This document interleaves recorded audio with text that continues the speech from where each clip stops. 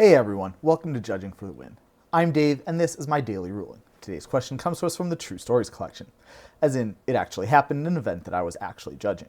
A while ago, I made a video called Grafdigger's Cage versus Modern Metagame, where I talked about a handful of rulings that had no common theme other than that they all involved the card Grafdigger's Cage and had practical importance to tournament players, since they came up with some regularity. When I was judging in Atlanta last weekend, I was inspired to reprise this concept because one card kept coming up again and again. If you play Standard, or if you saw this video's thumbnail and title, you know exactly which card that I'm talking about. Removing abilities from cards has always had a strong case for being the most confusing mechanic in Magic's history, so it's no surprise that Tishana's Tidebinder would generate a lot of rules questions. In this episode, I'll go through a handful of some of the most common scenarios involving Tishana's Tidebinder that should give you a foundation to answer any questions involving this card that you're likely to encounter. Ready? Let's get started. First up is a relatively easy one. Amy casts Overlord of the Huntwoods via Impending, and Nick uses Tishana's Tidebinder to counter the ability that removes a time counter from it at end of turn. What happens to the Overlord? And like I said, this one's pretty straightforward. As long as it has a time counter on it, Amy's Overlord is an enchantment. That means it isn't a creature. So Tishana's Tidebinder did not counter an ability of an artifact, creature, or planeswalker, meaning the Overlord keeps all of its abilities. Since removing the time counter is part of the effects that happen as this ability resolves, there's no way for Tishana's Tidebinder to counter it in such a way that the Overlord of the Hauntwoods will be a creature at the time the ability is being countered. But, of course, it is possible to counter the on-attack triggered ability that this creature has. In that case, we definitely did counter the ability of a creature, and so the Overlord would turn into a vanilla 6/5 for as long as Tishana's Tidebinder was on the battlefield. We'll observe that the default state of the Overlords is for them to be a creature, and the impending ability makes them not a creature. So logically, taking the impending ability away from an Overlord will always result in it being a creature. Yes, logical. I'm sure all the rulings with this card will be very logical. Next up, let's say that Amy attacks with Restless Reef, and Nick uses Tishana's Tidebinder against the Mill 4 trigger. What will be Restless Reef's characteristics? Well, we definitely did counter the ability of a creature, since this ability triggers when you attack. That means that there are now two continuous effects acting on Restless Reef, one from itself, making it a 4/4 black and blue shark with Death Touch, and one from Tishana's Tidebinder that makes it lose all its abilities.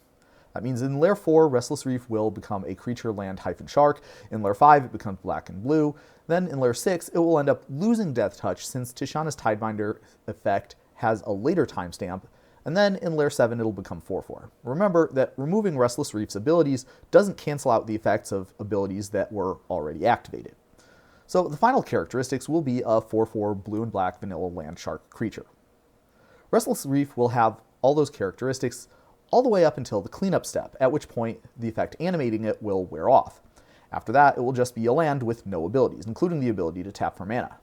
It doesn't matter that Restless Reef isn't an artifact, creature, or planeswalker anymore. The Tishana's Tidebinder only cares about the characteristics of the permanent at one specific time, when the activated or triggered ability gets countered.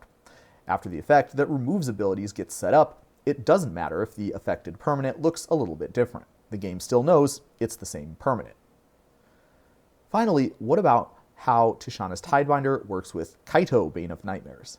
And after we go through this, I hope you'll all agree that I've saved the best for last. First up, let's say that you countered its ninjutsu ability. Because returning an attacking creature is part of the cost to activate this ability, that happens before the ability is countered, meaning that not only would Kaito not go onto the battlefield, but the creature that was returned would be gone too.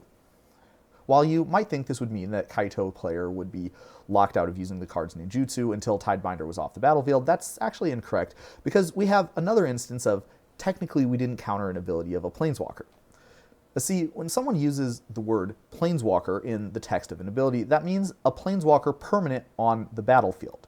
Tishana's Tidebinder therefore did not counter the ability of a planeswalker, but of a planeswalker card.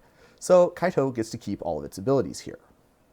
Now, if that Kaito is on the battlefield and Nick counters one of its loyalty abilities, well, then Kaito definitely does lose all of its abilities. But what would it look like? And to answer that, we'll need some help from our good old friend, Layers. Now, like I mentioned before, ability adding and removing happens in Lair 6, which is after type, subtype, and supertype changing effects apply in Lair 4. Accordingly, during Amy's turn, the Kaito will stay being a 3/4 ninja creature. If you play Legacy, you might be familiar with the interaction between Humility and cards like Painter Servant or Magus of the Moon. While modern players might recall seeing this same phenomenon with Dress Down and Dryad of the Elysian Grove. Regarding the question of whether the Kaito will still have hexproof, that comes down to timestamps. If there was a way for Tishana's Tidebinder effect that strips the abilities to have an earlier timestamp than the ability that wants to give Kaito hexproof, well, then they would apply in that order and the Kaito would end up with that ability. Fortunately for everybody's sanity, that's pretty unlikely. I could not think of a way to have it shake out that way, certainly not without jumping through a bunch of extremely implausible hoops, meaning that in a non-contrived real game scenario, the Kaito will be a 3/4 ninja creature with no loyalty abilities and no hexproof either. Some of my more advanced viewers might be wondering if the timestamp issue is actually moot due to a dependency between the loses all abilities effect from Tishana's Tidebinder and the ability that grants hexproof to Kaito. And indeed, usually when you have a removes all abilities effect acting on a creature that gives itself an ability, the loses all abilities effect will win because of how dependencies work. If you'd like a fuller explanation on how, check out my video where I talked about Dress Down and Levitation, and I covered that at the very end where I talked about how Dress Down would interact with Flutterfox. In the case we're considering, there is no dependency with Tishana's Tidebinder and Kaito. To establish a dependency, the Tidebinder would need to change the text or existence of the effect that grants hexproof to Kaito. Now, although applying the effect from Tishana's Tidebinder removes all abilities from Kaito, it does not change the existence of the other effect. And that's because Kaito's effect started to apply in layer 4 when it changed Kaito's type. Once a continuous effect starts to apply in one layer, it will continue to apply in all subsequent layers, even if the ability generating that effect is removed.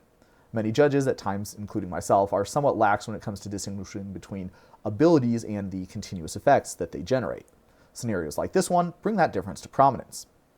Now, if all that went over your head, don't worry. It is some pretty technical stuff. And fortunately, or unfortunately, depending on who you ask, it isn't really necessary to understand it on a detailed basis for this ruling. For any scenarios likely to occur in actual gameplay, the Kaito will not have hexproof. Whew. That was a lot of material. If you made it all the way here, give yourself a big pat on the back. If you have any other questions about how this card works or interacts with other standard cards, be sure to leave a comment, and I'll get to as many as I can. But that's all I have for today. How did you do? Join me again next time for another daily ruling. Until then, I hope you have a great day.